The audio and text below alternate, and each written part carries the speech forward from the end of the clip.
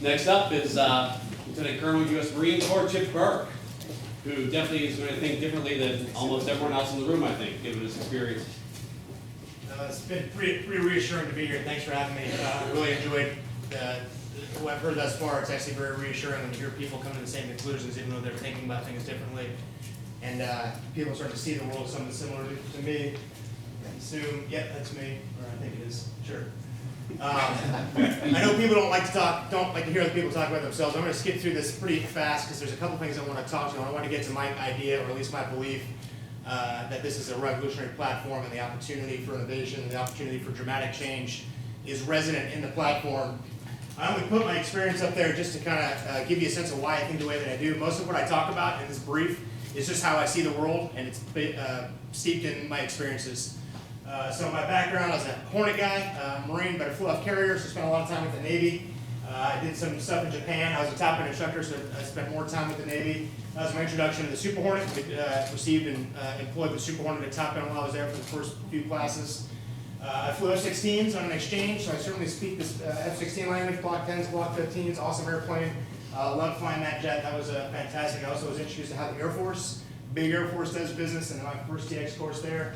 I was also a forward air controller, so I'm very appreciative of delivering ordnance on behalf of Marines and soldiers in contact. I have done that as a fact a lot, to include Type 1 CAS that I was controlling, so I have an affinity as a U.S. Marine by people who move dirt on the ground and shoot weapons, and the significance of our support of those type of operations. I did it on behalf of the Marine Corps, but I also did it with the Army for a year, and I certainly am a believer in that. Everybody's perspectives obviously are steep in what their experience is. This is my 5th gen experience very quickly. I did the F-22 transition in 2008, was the first Marine to fly the Raptor. I was fortunate enough to end up being selected by the CO, who was had a manning shortfall back then, asked me to command operational tests for the Raptor for a year, and I got to work on 3 very big 5th gen programs. One of them was integration with 4th gen assets, so I ran an operational test with basically every TMS and MBS in the 4th gen world.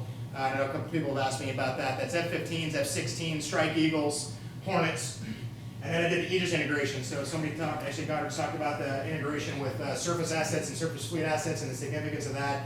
I got to bring the Raptor to bear with the U.S. Carrier Strike Group and U.S. Aegis-capable platforms. That was a lot of fun. And then I've managed LO stability, so I have a lot of experience in sort of how low observable works, what it means, what the influence is, and how it helps shape a larger definition of the 5th gen fleet.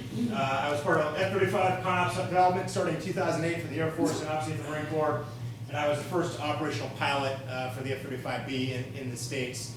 And for some period of time there, the only operational F-35 and F-22 pilot, which was a great thing to say that I got to do back then. Unfortunately, now I'm yesterday's news. I'm living in Washington, D.C., and I go to school. I have learned a lot. You have helped me brush off my high school AP European history class. I forgot all about 19th century European history, but apparently need to rehash those old wounds. I learned a man in a red turtleneck can be the funniest guy in the room if he wants to be. That was really enjoyable, that first brief. He's talking, you didn't hear me say that, but that was a joke at your expense. He's talking in the background and not paying attention to anything the 5th gen fighter pilot has to say. And I'm here to say that I've learned, or at least think I've learned a few things, and somebody asked about my definition of what 5th gen aviation is, or what 5th generation world is, and I've always been asked to try to compare airplanes that I've flown, the 4 that I've flown, other airplanes that I've flown with, to include Typhoon quite a bit out at Nellis when I flew out there with the F-22s. And how do I sort of articulate that? It's complex, it's easier said than done, but I'm certainly a believer that this is a revolutionary time frame. And I think one of the metrics that you would use to determine if this is an evolution or a revolution is that do old truths still, are they still relevant, are they still accurate? I heard some people actually even talk about Chuck Yeager, and maybe some of his ideas are maybe not as applicable. There's one saying that I know amongst every fighter pilot in the world, that if there's a series of adages that are just truths. And one of them that every fighter pilot knows is the phrase, speed is life, more is better. And if there's a fighter pilot in the room that disagrees with me, I'd be really surprised. Only I don't think that's true anymore. And that's what tells me that we're in a revolution. Speed is life, more is better is yesterday's news. Information is life, and more is better. I don't care how fast you are. If you do not have the information to make the right decisions, you will be the fastest one to die in a 5th generation fight. And so because the things we grew up with, knowing they were truths, they were universal, And now that I think that they don't necessarily apply anymore, it tells me that we are on the precipice of a revolution. And it pains me to tell the fighter pilots in the room, but what you think you know about being a fighter pilot is no longer true. The reality is in some cases, just not. I was asked by JB to talk about my experience again. I want to go through that quickly because this room has already demonstrated, I think, a really unique perspective on things. I want to talk about what the F-35 means to that. But my transition as a 5th-gen guy was a little frustrating. I showed up flying F-22s as a former weapons school instructor at Top Gun. I'd already flown a 2nd platform. I'd done multiple combat deployments in Iraq and Afghanistan in a Hornet. I'd been a FAC. I thought I had a good sense of things, and I showed up with guys about half my age who were just annihilating me in the airplane. They just understood things way better than I did, and it was a very difficult transition for me. For about a month, flying a Raptor is awesome because you're just in a really cool airplane, and then for the next 6 months, it's miserable. Because every time you get in the airplane, every time you get airborne, you fly with either other Raptors or other platforms.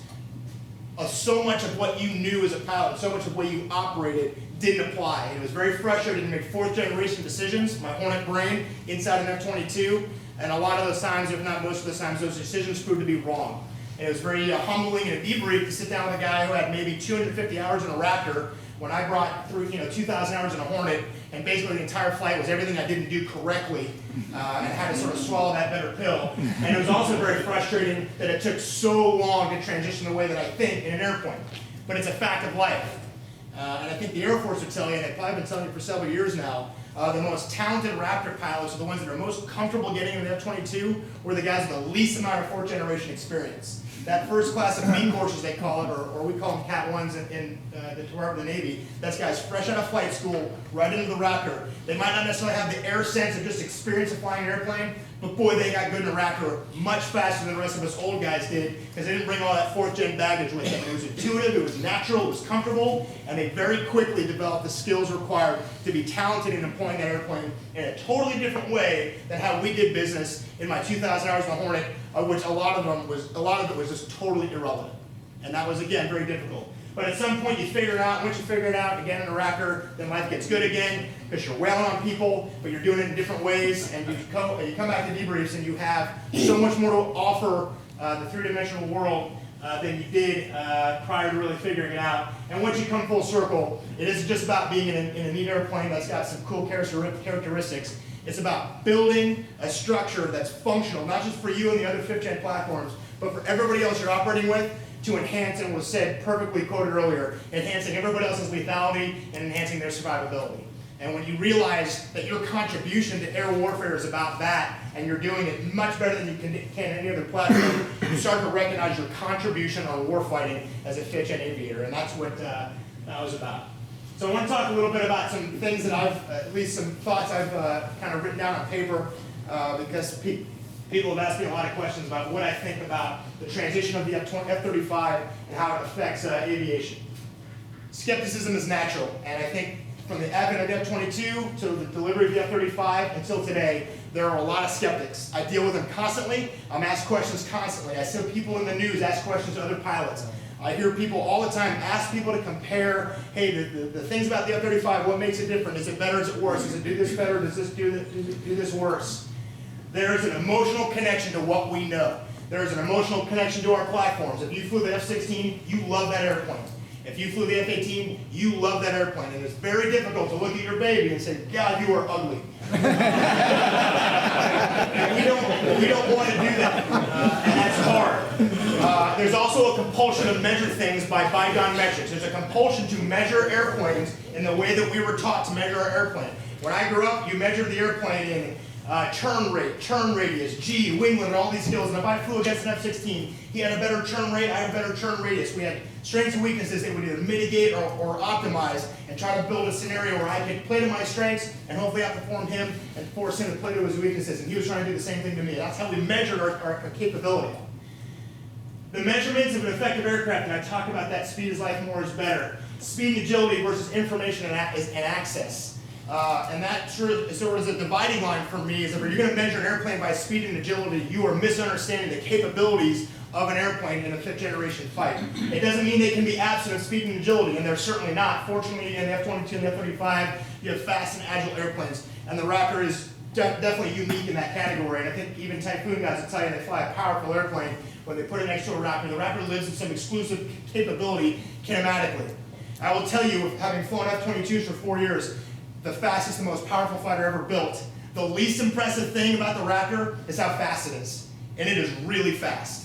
The least impressive thing about the Raptor is its speed and maneuverability, and it is the fastest and most maneuverable fighter out there. And that is the last thing I'm concerned about in that jet in terms of optimizing its capability. That should tell you something about how impressive that airplane is from the inside out, not from the outside in.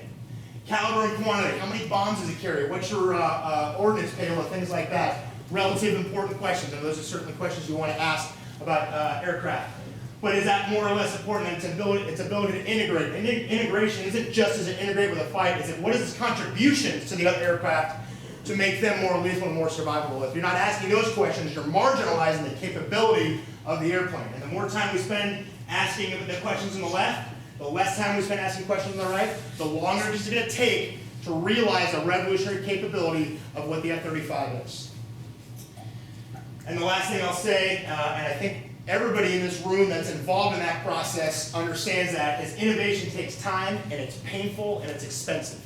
Not just expensive in just pure money, but it's expensive in what you need to do to invest in that to realize the capabilities of the airplane. And innovation is not easy. You got to sell people on innovation. You got to demonstrate that it works. And sometimes you can't tell them everything about it. You can't let them see behind the curtain. Sometimes you ask them to just trust you and believe you. And there's skepticism built into those things. So innovation doesn't happen today, doesn't happen tomorrow. It's 10, 15 years down the road. That's why the lens of 2015, 20, 2025 is so critical.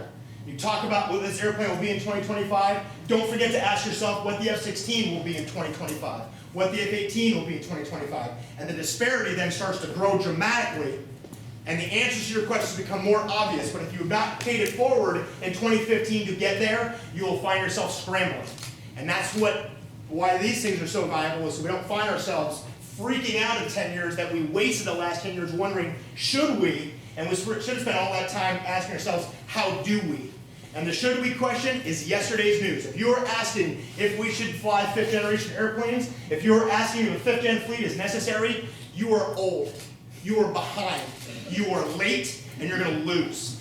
Those are facts. And I'll tell you why.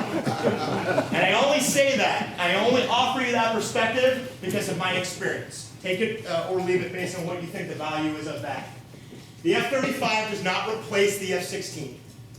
It is not a replacement for the F-16. It is not a replacement for the Hornet. It is not a replacement for the A-10. It is not a replacement for the Eagle. I understand chronologically that is how it's going to happen in history. And if you put it on a chart and it starts from 1950 and you talk about the first jet, and you put it to 2015 and you talk about the F-35, there is a chronology where this airplane replaces those other aircraft. That is the wrong way to view the airplane.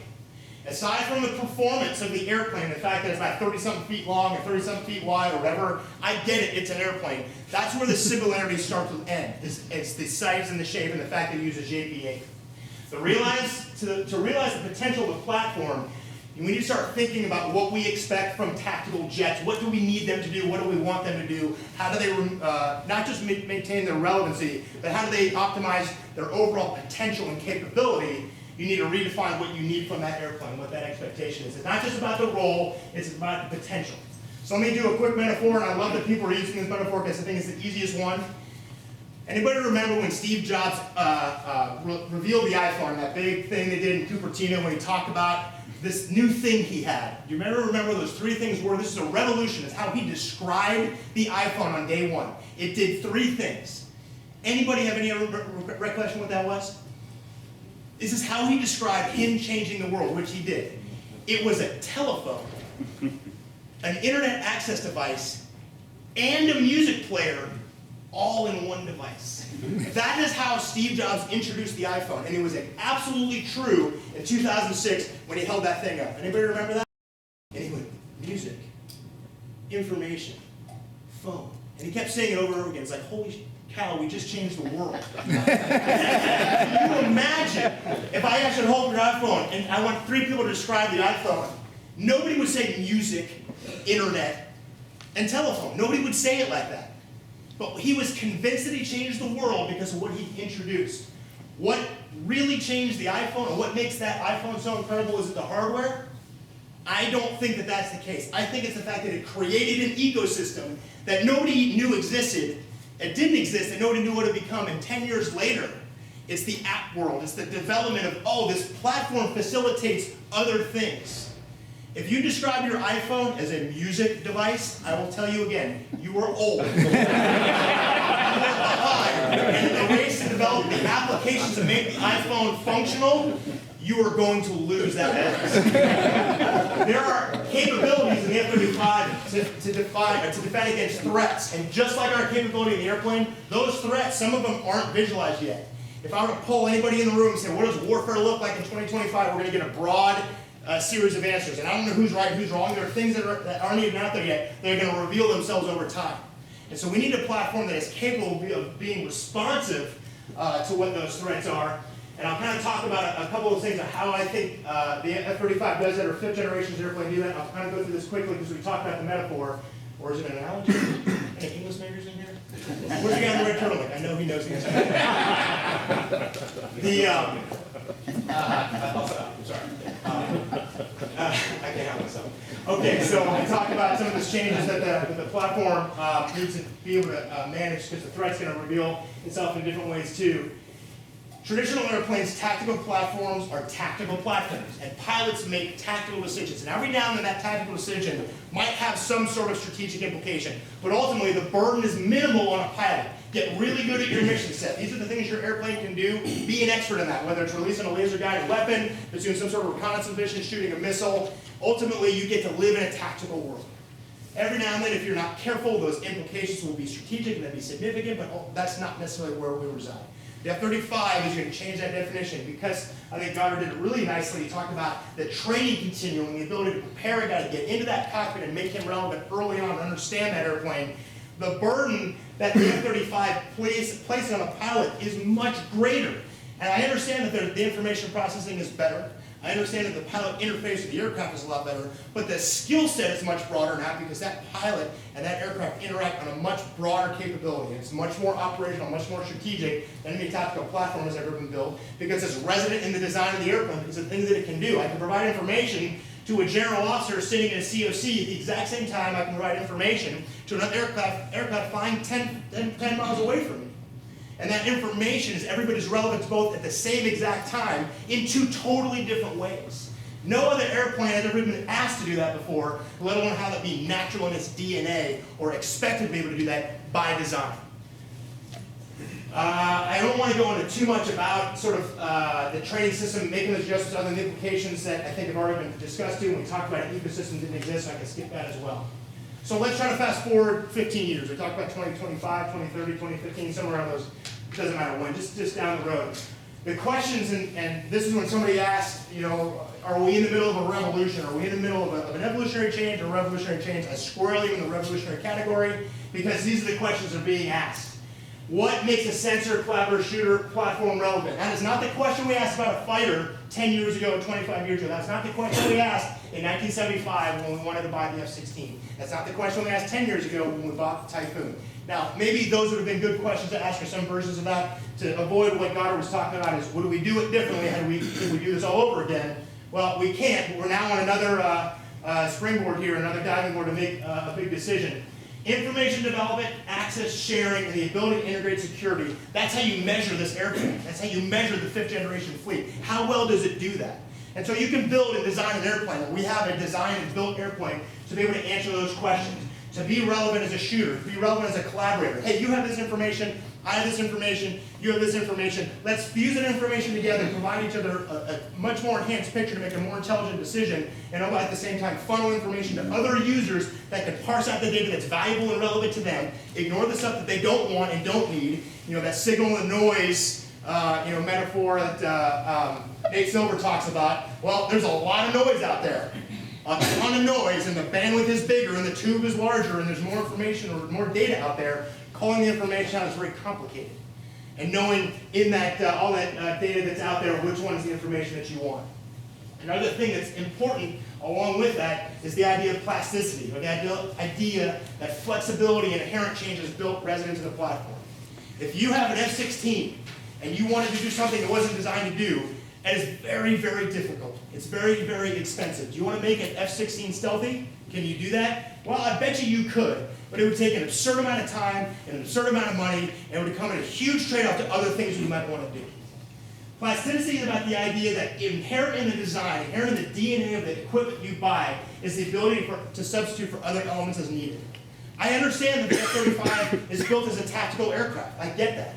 But the fact that it's designed as well to be flexible to other mission sets and live in other regimes that you'd never ask a tactical platform to do is what gives it that inherent flexibility, that inherent plasticity. And that's what allows it to answer the question in 15 years from now, can it do this because something unanticipated has revealed itself? Do we have a platform that is flexible enough to be able to adapt to that changing environment? Fourth-generation airplanes simply can't do that. And the F-35 is a representation of the fifth-generation fleet because it's so broad and so deep in so many different spectrums is the reason why you're on a revolution and the reason why you want to ask those questions now, because in 15 years, if the threat reveals itself in a particular way and you haven't considered that idea, you were, again, late and you were behind. You're not going to be able to answer that question. What does the threat look like? I already alluded to that. If I asked about warfare 15 years from now, you're going to get a ton of different answers. But I think these are some of them you could just presume. The word area denial is already sort of out there and sort of commonly understood. Preventing us, or preventing your fleet to getting where it wants to go is one of the threats, any threat's design capabilities, and that's what we want to do as well. Link degradation. Link 16, is that something that we're using in our 4th-gen fleet? And I remember the advent of Link showing up in a 4th-gen airplane. I was like, wow, this is a really great capability. But I never had it. It wasn't a big deal. I had Link 16 for a grand total of about a week. That if I didn't have it after that, I was lost. How did I ever fly without Link 16? And Link 16 is a soda straw. It is a toothpick in the measurement of information that's available to you in a 5th-gen world. And without it now, we're crippled. We are lost without that, and it's something that really was brought to us sort of halfway through our 4th-generation world. And then out of band, and that spectrum of out of band. You know, we have been living in a really RF-centric spectrum of fighter comparison. You know, radar v radar is pretty much how we fight. We have some neat things, maybe it's the IR spectrum, we've got pods and so whatnot, but ultimately it's been an RF versus RF world. That's how we measure our capability against the threats. Well, the spectrum being out of band and fighting out of band is not really up to us. It's up to whatever bandwidth that the threat wants to operate in, and we don't want to show up in an irrelevant platform. And understanding what the threat's going to look like now, where the threat's going to be down the road, is a good measurement of how capable is a good way to ask how capable your airplane is going to be. Air warfare is about spectrum dominance. It's not just enough to say my radar is better than your radar, or my sensor is better than your sensor, or my capability in this spectrum is better than yours. I have to be able to move back and forth between spectrums. That's EO, RF, IR, laser, all those different spectrums that are resident in platforms now. Figure out where in that spectrum that fight's going to take place, and then layer on top of it as much depth. And that's what sensor fusion is, by the way. It's taking all the different bits of information that are out there, laying on top of each other. So you can operate here, you have now chosen to work here, and you go as deep as you can in this spectrum to overwhelm the threat in that spectrum. And that requires a ton of capability. It requires a ton of fusion. And it goes well beyond what the pilot can do as a cockpit. I want this information, this information. That is an arcane methodology. And I think it was explained really well by Harps. Pilots are doing sensor fusion in the cockpit right now. And every bit of brain power that's dedicated towards fusing information is taken away from something else, whether it's decision making or information sharing or communications, whatever it is. Sensor fusion isn't just about making it easier for the pilot. It's about taking all that signal, all that information that's out there, all that noise, and pulling the signal out there and having the pilot go, I want one piece of information. It's right there because the cockpit gave it to me.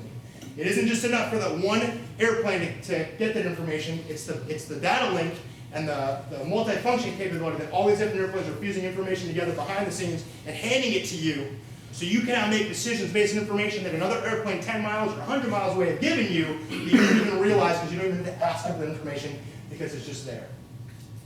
When I ask about stealth, people talk about stealth. And does anybody offer me what the great thing about stealth is? And don't say that you're invisible, because we're not. Without stealth, what is life like for a TACAIR platform that doesn't have that? And I think the F-117 story is spot on. It is a capability that has existed long before 5th-generation aviation has existed. But a 5th-gen platform when you talk about a definition, that stealth is required, not just because it makes you harder to see and harder to find, because that you now can dictate access to the threat, not the other way around. It's about being able to operate in any environment you feel is critical, or somebody tells you is critical, you have to go fly here. Stealth facilitates that access.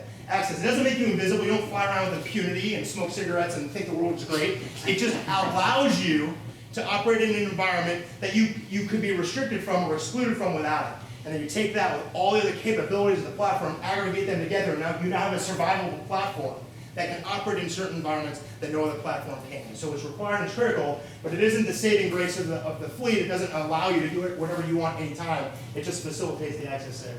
Somebody talked about it earlier. I think it's very important.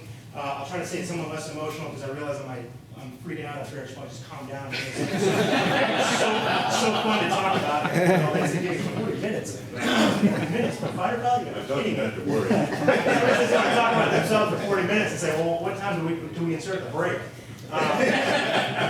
Integration with 4chan and the joint force. You stole my thunder, but I think you said it well. The presence of a 5th-gen platform makes every other 4chan platform more lethal and more survivable. Having done the 5th-gen integration and 4th-gen integration in the Raptor exposed me to how much better all the airplanes are, and I'll also say, make no mistake, it makes the 5th-gen platforms much more lethal and much more survivable. And we take 2 to 4 F-22s and fly with 4 to 8 Eagles or 4 to 8 F-16s we flew with Typhoons. It isn't just that the 4th-gen fleet is much more lethal and survivable, because they are, but it is the 5th-gen fleet is as well. Because you now can take the capabilities and put them all together, and the amount of information that's there that you're sharing back and forth.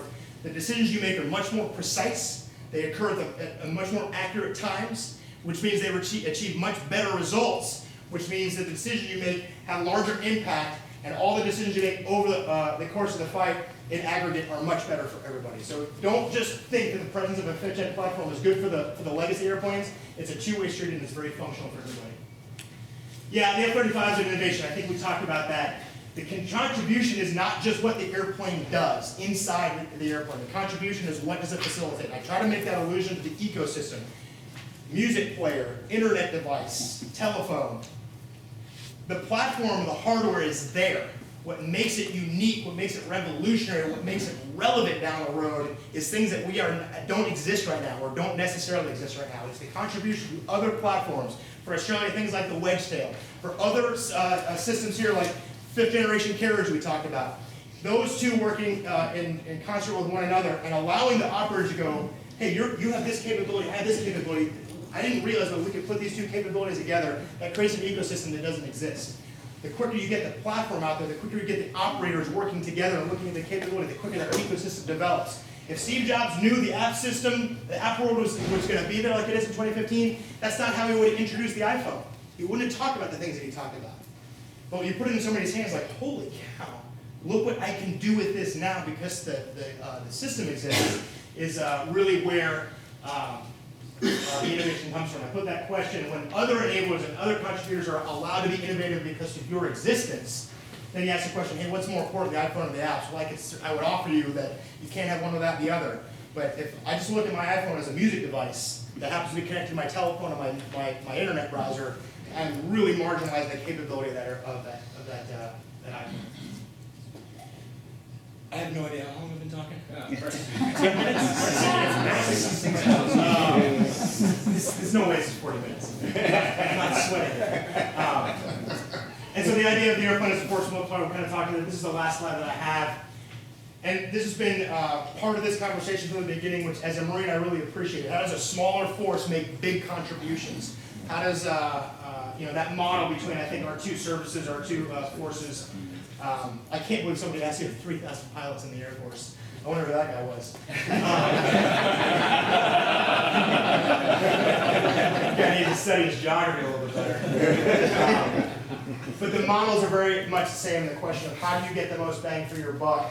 The Marine Corps is the smallest of the services, and certainly the smallest Air Force, and our ability to contribute to the largest amount, given our size, I think is really a question of whether you are integrated in the overall construct, or whether on the outside trying to fight your way in, whether you're on the periphery trying to be relevant, or whether you're on the inside trying to create relevancy for other folks. And the Marine Corps approach to the F-35 for me has been not just fascinating but really rewarding to be a part of that. As the Marine Corps, we're a small buyer, certainly compared to the Air Force in terms of sheer numbers. But the Marine Corps has embraced the influence of the airplane, not just for Marine tactical aviation, but on the MAGTF as a whole for all the Marine Air Ground Task Force. That model is the same model I think that is effective for how any other force looks at the equipment that they have, is how is it relevant in the larger construct. If you're on the outside saying, I have this thing that I'd like to contribute to your fight, puts the onus on the recipient to go, well, we could use that in this time, and maybe it'll fit here, or can we communicate? Can we make this work? Can we make this relevant? Let me see how you fit in, and what is your capability again, and how do we communicate with each other? How does our data link work? You don't have that with the F-35. It's one airplane, it's one language, it's one link, it's one set of sensors that overlap and integrate and communicate and fuse with one another, and there is no question of, hey, can I be relevant to you? Can I contribute to this fight? Can I be part of this larger thing that you talk about? The F-35 by definition just makes that available. And for the Marine Corps to be unique to the MAGTF and have capability that affects positively the entire Marine Corps, but is every bit as relevant for the joint, the coalition, the joint, and the larger force, is mixing the two most important things for the Marine Corps. Be brilliant for Marines in the ground. Keep Marines alive. Support Marines in contact, and support Marine Corps objectives. But we can operate anytime, any place, anywhere, for any reason, with any other user. Now you have a force that is relevant well beyond what its mission statement looks like on paper. And that's what the F-35 provides for anybody. And it's a great question to ask, hey, what is it like to be part of that larger ecosystem? Well, a question you should also ask yourselves too is, what is it like to be excluded from that? And I think the advent of fifth-gen aviation makes that question much more important to ask 2015, 2020 down the line, when you have a broad coalition of folks operating in the same context, and now you have sort of a niche capability that may or may not fit in. To be excluded from that, I think, is an important thing to ask, and I think that's a question that we've asked, and perhaps is important for you as well. Did anybody understand anything I just said?